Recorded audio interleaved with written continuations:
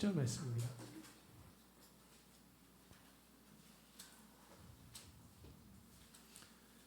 요한복음 10장 10절 말씀.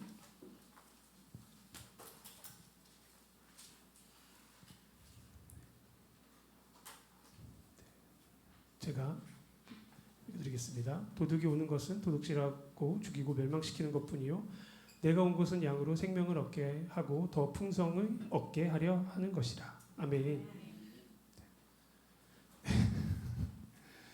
이거 좀 옆에서 네.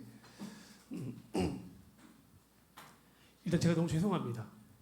죄송한 이유는 제가 사회생활을 겸하다 보니까 금요 예배에 참석하지 못할 때가 너무 많은데 그 과정 가운데서 또 이렇게 목사님께서 금요 예배 설교를 부탁하셔서 제가 하게 된 부분이 사실 또 너무 부끄럽기도 하고 너무 죄송스럽기도 하는 마음이 좀 있습니다.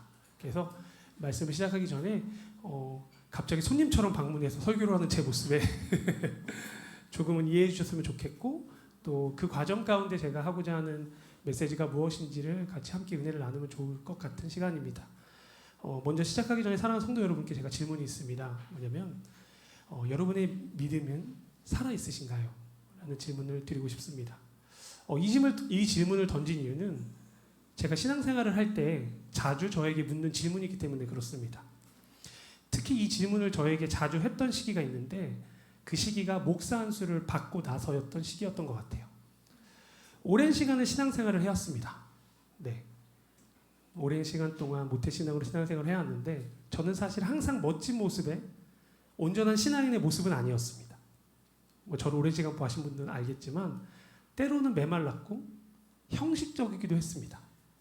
또 신앙은 있는데 생명력이 없었을 때가 굉장히 많이 있습니다.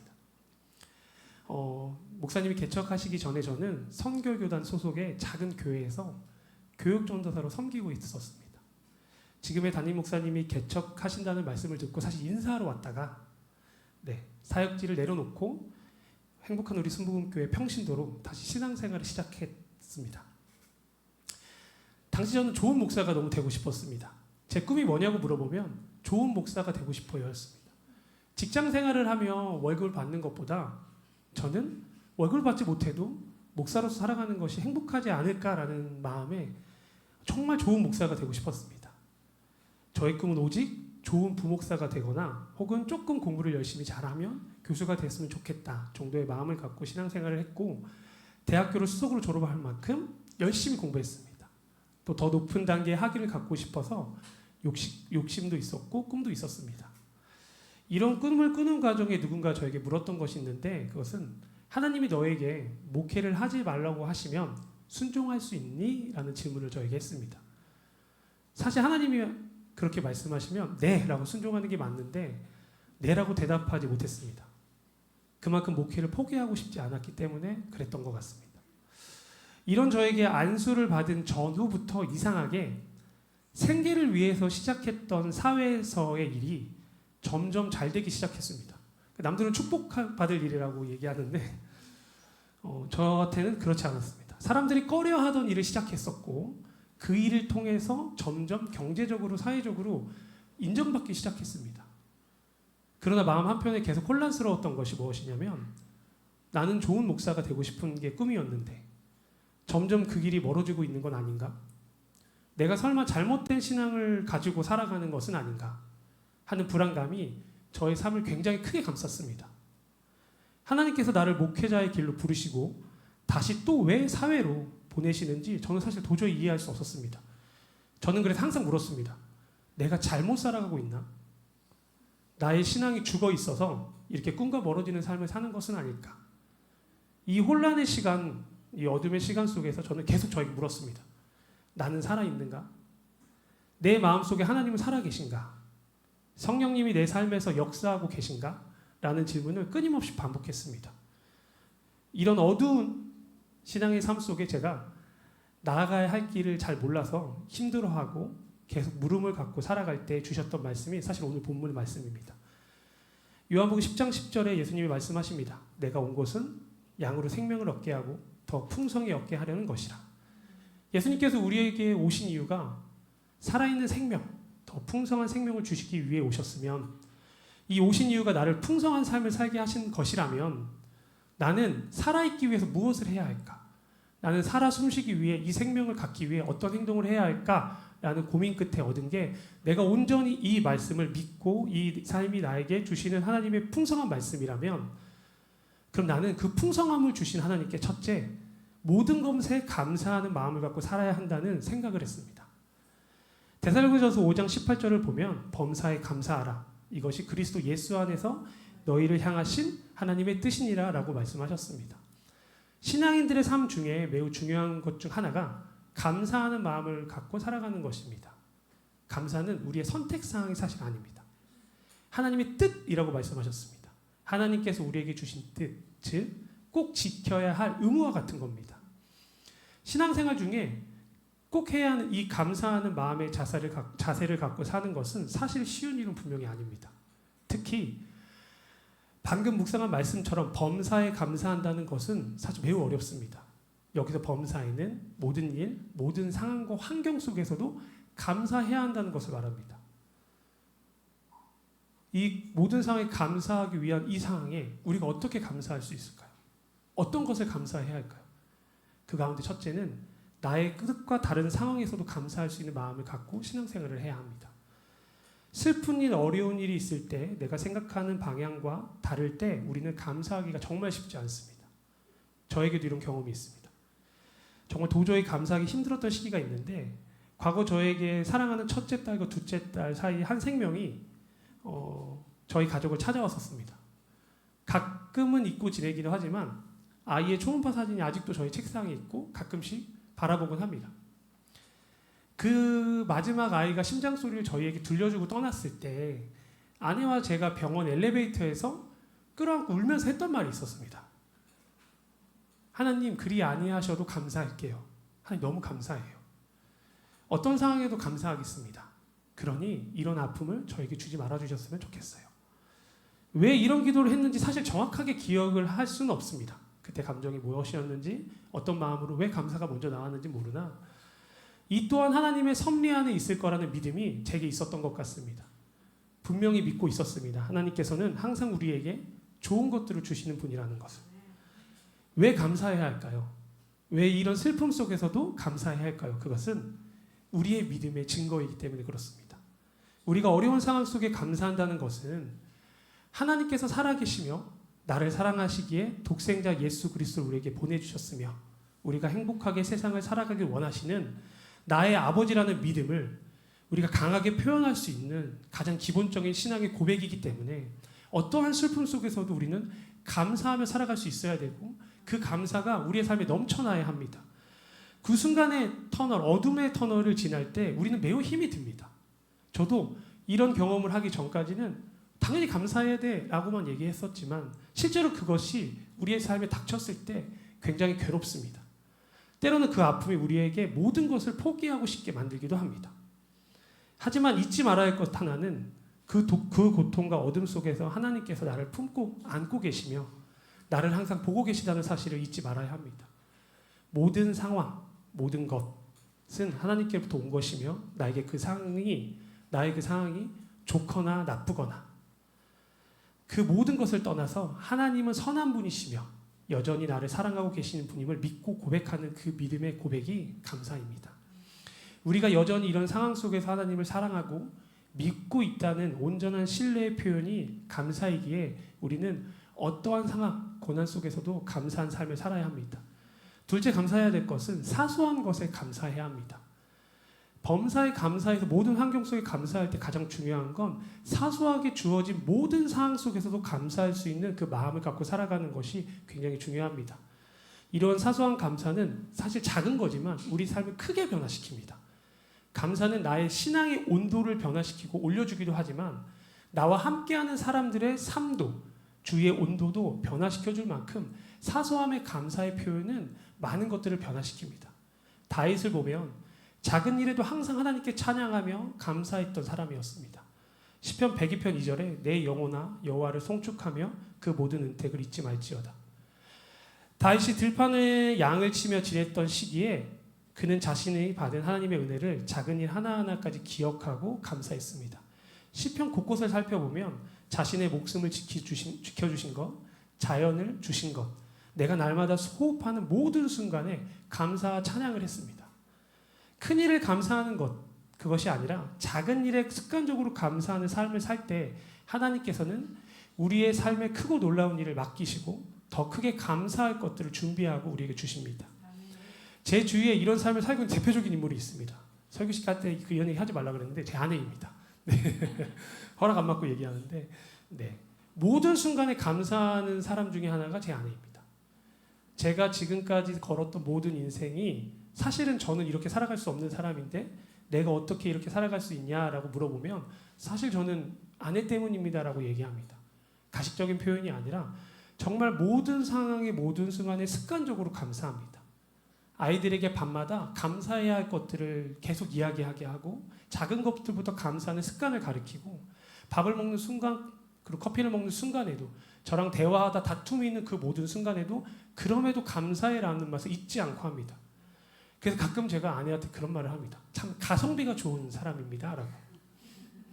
정말 작은 꽃을 사다 주는데 제가 결혼 생활 11년 동안 결혼 기념일 선물을 사준 적이 한 번도 없습니다. 생일 선물을 사준 적도 없습니다. 놀랍죠. 근데 그 시간마다 저는 항상 꽃다발과 편지만 써서 줬습니다. 근데 그때마다 명품을 받은 것처럼 눈물을 흘리며 감사하고 고마워하는 아내를 보며 정말 가성비가 좋은 여자라고 표현을 했었습니다. 네, 그런 매 순간순간이 생기니까 제가 아내의 모습에 조금 더 부응하고 싶고 더 좋은 걸 주고 싶으니 계속 더 노력하는 삶을 살더랍니다. 더 잘해줘야지, 더 편하게 살게 해줘야지, 더 행복하게 지내게 해줘야지라는 마음이 매해가 지날 때부터 쌓였던 것 같습니다. 하나님이 저희를 볼 때 이렇지 않을까 생각했었습니다. 작은 것에 감사하는 모습을 보며 더욱더 좋은 것을 주고 하나님의 마음을 생각하면 정말 우리는 매 순간 사소한 것들에 감사하는 삶을 사는 것이 정말 하나님 앞에서 온전한 신앙생활을 할 수 있는 가장 중요한 요소가 아닐까 생각합니다. 제가 이 말을 할까 말까 고민을 했는데 할 말이 있는데 남편을 정관식으로 바꾸는 그 폭삭 속았수다에 나오는 굉장히 사랑하는 남자로 바꾸는 방법이 있습니다. 그걸 제가 할까 말까 고민을 많이 하다가 하기로 했습니다. 저와 아내는 사이가 되게 좋습니다. 아침마다 동네를 산책합니다. 제가 아이를 학교에 데려다주고 한 10분, 20분 산책하면 권사님들을 많이 만납니다. 손잡고 걷다 깜짝 놀라서 손을 빼고 피하고 동네 사람들도 아니 11년 차면 손잡고 다니면 안 된다고 불법이라고 얘기할 정도로 동네 사람들은 캠퍼스 커플이라는 표현을 가끔 하고요. 특히 저희 처가에서는 저를 하늘에서 내려준 사람이라고 표현합니다. 네, 저희 장모님이 하신 말씀이고 또 저희 처제는 그 폭삭 속았수다를 보면서 형부가 생각나라고 얘기했습니다. 아내가 맞아 인정해 줄게. 아내는 저를 보며 주지훈이를 닮았다고 말도 안 되는 얘기. 네, 이 말을 왜 하냐면 제가 좋은 사람입니다 푼수처럼 얘기하는 것이 아니라 아내가 저에게 매 순간 그런 칭찬과 좋은 말들 처가에 가서 얼마나 좋은 말을 했으면 하늘에서 내려준 사람이란 표현을 하고 얼마나 처제에게 좋은 말을 했으면 그 말도 안 되는 박보검 같은 분과 저를 비교하며 또 제 얼굴을 제가 아는데 주지훈을 닮았다는 말도 안 되는 얘기하는 아내를 보며 얼굴은 못 바꾸나 그 관식이처럼 살아볼까? 더 열심히 살아볼까? 우리 와이프를 더 사랑해볼까? 라는 마음을 갖게 됩니다. 남편을 정강식으로 바꾸고 싶으시면 남편을 바꾸는 게 아니라 나를 바꾸시면 되는 걸 드리고 싶었습니다. 네, 살아있는 신앙, 풍성한 삶을 살기 위해서는 두 번째로 우리 신앙의 비전이 살아있어야 합니다. 요엘서 2장 28절을 보면 내가 내 영을 만민에게 부어주리니 너희 자녀들이 예언할 것이며 너 늙은이는 꿈을 꾸며 너희 젊은이는 이상을 볼 것이며 라고 말씀하십니다. 비전을 품는다는 것은 하나님의 영이 나에게 속하였다는 겁니다. 즉 성령 충만함이 내 삶을 지배하고 있어야 한다는 겁니다. 단순히 꿈을 꾸어야겠다라고 해서 우리에게 꿈이 주어지는 것이 아니라 하나님께부터 온 성령이 나의 삶을 꿈꾸는 삶으로 바꿔주셔야 한다는 겁니다. 꿈을 꾼다는 것은 우리의 신앙을 지키는 데 매우 중요한 역할을 합니다. 그 중에 하나가 무엇이냐면 첫 번째로 방자한 삶을 살지 않게 합니다. 잠언에 보면 묵시가 없으면 백성이 방자히 행하거니와 라는 말씀이 있습니다. 즉 하나님의 뜻을 보는 눈이 없으면 삶의 방향이 흔들리고 의미 없는 삶을 살아간다는 것입니다.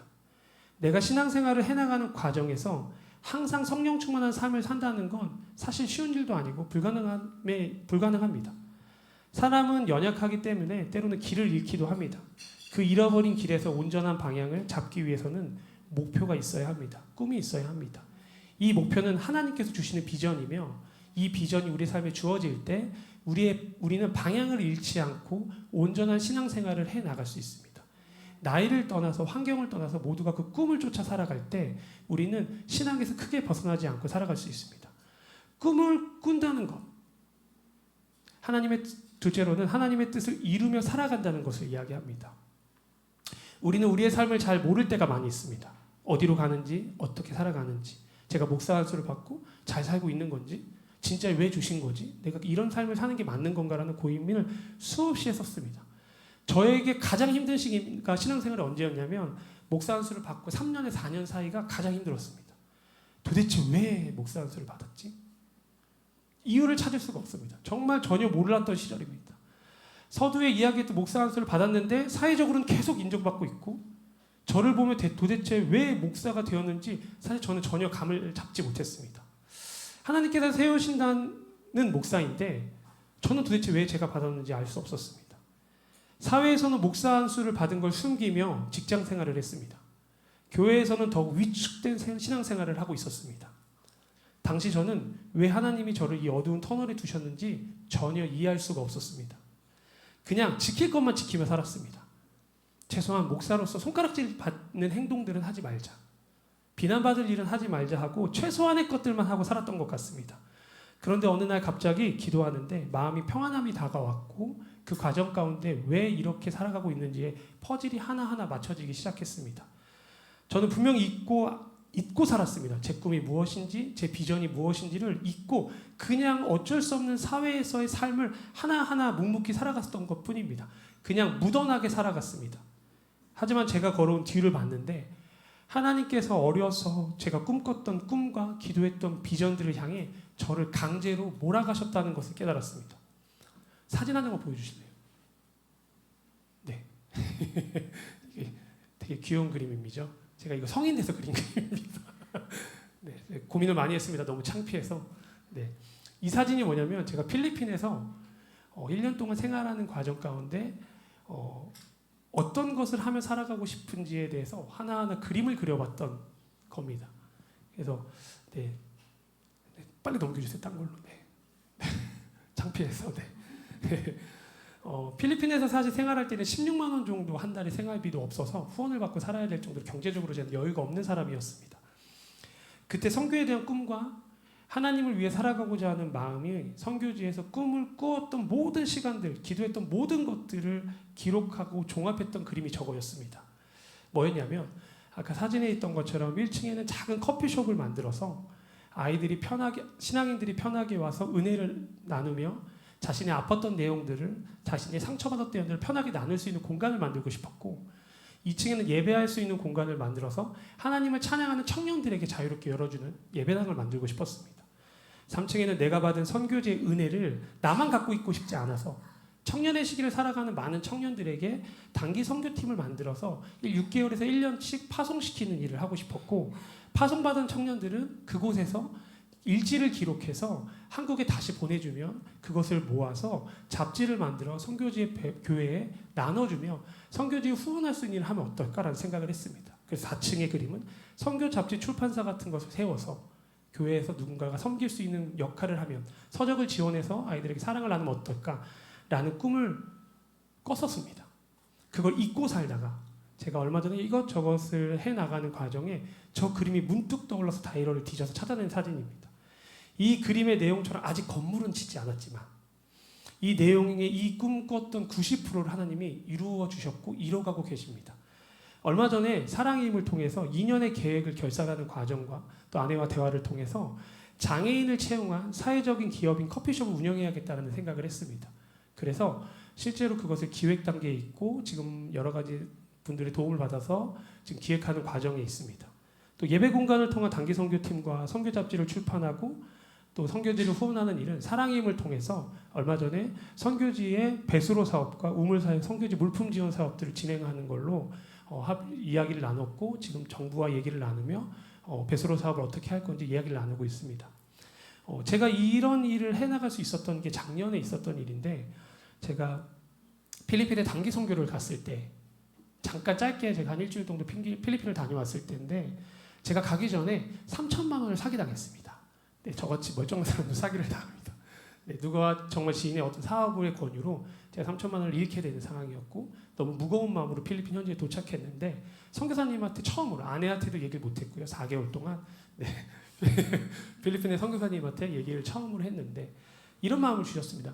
홍수야 네가 이게 항상이 말씀하신 게 아니라 제 마음에 주신 말씀이 홍수야 네가 돈을 버는 이유는 하나님의 일을 하기 위해서야. 너가 잘 먹고 잘 살기 위함이 아니야. 그걸 명심하렴이라는 마음을 저한테 주셨습니다. 근데 기도를 어떻게 했냐면 한 3천만 원 다 돌려주시면 안 될까요? 그럼 제가 1,000만 원을 필리핀에 헌금하겠습니다. 어떻게 됐을까요? 네. 감사하게 돌려주셨습니다. 그래서 진짜로 바로 1,000만 원을 선교사에 보냈는데 그 보낼 때 들었던 마음이 무엇이었냐면 이 작은 돈으로 이 큰 돈으로 세상을 변화시키는 수많은 일을 할 수 있구나. 나에게 하나님이 사랑의 힘이라는 혹은 하나님 나에게 비영리단체라는 것들을 해나가게 하신 이유 중에 하나가 필리핀, 말레이시아 제가 꿈꿨던 많은 나라들에게 하나님의 사명을 할 수 있게끔 나를 준비시켜셨구나라는 것을 깨닫게 됐습니다. 사실 이게 제가 이 비영리단체를 운영하는 게 단순한 일이 아니라 10년 전부터 지금까지 비영리단체를 확장시키는 대행업체 회사에서 10년 동안 사실 일을 했습니다. 왜 이 일을 했는지 전혀 모르고 그냥 누군가가 추천해서 일을 했고 남들이 너무 하기 싫어했습니다. 더운 데서 일하고 추운 데서 일하고 비 맞고 일하는 일이었기 때문에 사실 너무 힘든 일이었습니다. 왜 이걸 하는지 도저히 알 수 없었고 왜 이걸 해야 하는지도 몰랐습니다. 근데 10년 동안 이것을 해오는 과정 가운데 결국에 하나님이 나한테 주셨던 메시지는 내가 하나님의 꿈을 하나님이 나에게 꾸신 꿈을 이뤄가려고 하셨구나. 내가 목회자로서의 삶보다 그 삶과 함께 하나님께서 어려운 사람들을 살리는 일을 꿈꾸게 하셨구나. 꿈을 꾸었더니 하나님은 저의 안에서 저의 신앙을 지키셨고 하나님이 제가 꿈을 꾸었더니 하나님께서 그 계획을 잊지 않으시고 하나하나 이루어가고 계십니다. 그래서 저는 아직도 꿈을 꿉니다. 저는 사실 이 꿈을 말하는 게 너무 부끄럽고 몇 년째 못 말했던 꿈이지만 저는 아직도 비전을 찾는데 하나님의 원하시는 방이 무엇인지 고민하고 저는 여전히 다음 단계 꿈을 선포하기로 했습니다. 저는 이 다음 단계 꿈은 신학교를 세우는 게 꿈입니다. 네. 또 다른 꿈이 하나 있는데 또 다른 꿈은 세상에 부모가 없는 아이들의 부모로 살아가는 것이 또 저의 새로운 희망이며 또 꿈입니다. 하나님께서 저에게 이런 지속적인 비전을 주신다는 것은 저에게 방자한 삶을 살아가지 않을 것임을 때로는 그 길을 벗어나 살 때도 있을 겁니다. 때로는 많이 틀어지게 살 때도 있을 거고 실수할 수도 있을 겁니다. 하지만 제가 이 비전과 꿈을 놓지 않는다면 하나님은 다시 저를 원래대로 돌리실 거고 그 길에서 그 꿈을 향해 쫓게끔 하실 것이라는 것을 믿습니다. 끝으로 우리의 신앙이 살아있어야 하는 것은 사랑입니다. 요한일서 4장 8절 사랑하지 아니하는 자는 하나님을 알지 못하나니 하나님은 사랑이시니라. 우리가 살아가면서 가장 중요하게 여겨야 할 것은 사랑입니다. 사랑을 알지 못하면 하나님을 알지 못한다고 하셨습니다. 그만큼 우리의 신앙에 매우 중요한 자리를 차지하는 것이 사랑입니다. 하지만 우리는 나를 사랑하지도 이웃을 온전히 사랑하지도 못합니다. 요한복음 4장을 보면 사마리아 여인이 등장합니다. 사마리아 여인은 과거에 복잡하고 사회적으로 외면받았던 여인이었습니다. 유대인과 사마리아인은 서로 왕래하지도 않았고 특히 유대 남자와 사마리아 여인의 대화는 당연히 금기시됐던 문화였습니다. 예수님은 문화적, 종교적 벽을 허물고 여인에게 먼저 말을 거셨습니다. 그녀는 사람들의 시선을 피해 물을 길르러 갔던 죄 많은 여인이었고 많은 사람의 정죄를 받았던 사람이지만 예수님께서는 그의 아픔을 직면하시고 그에게 다가가셨습니다. 예수님께서 사마리아 여인의 죄 혹은 사회적 신분을 보지 않으셨고 오직 그의 영혼만을 바라보며 사랑하셨습니다. 사실 우리 신앙인들이 살아있는 믿음을 갖기 위해서 꼭 가져야 될 것이 그 사람 속의 내면에 숨겨있는 영혼을 바라보는 겁니다. 나를 미워하는 사람, 내가 미워하는 사람, 좋지 않은 사람, 죄가 많은 사람, 범죄자, 수많은 사람들을 사랑하기가 사실 쉽지 않습니다. 하지만 그 사람의 행동을 사랑할 수 없으나 그 사람의 내면에 속해 있는 영혼을 사랑하는 것, 그것이 예수님이 우리에게 보여주신 사랑이라고 저는 생각합니다. 우리 교회 안에서 우리의 삶 안에 우리가 가지고 있는 편견으로 사람을 대하는 것, 외면하는 것, 그 사람을 판단하는 것을 버려야 하고 판단하지 말아야 합니다. 오직 그의 영혼을 위해서 우리는 사랑으로만 다가가야 합니다.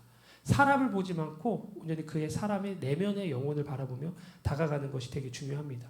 우리는 그리스도를 본받아 오직 영혼을 바라보며 사랑으로 다가가야 합니다. 사랑이 살아있어야 온전한 그리스도인의 삶을 살아가는 것입니다. 서로 사랑하셨으면 좋겠습니다. 제발 서로 허물을 덮고 사랑하는 교회로 성장했으면 좋겠습니다.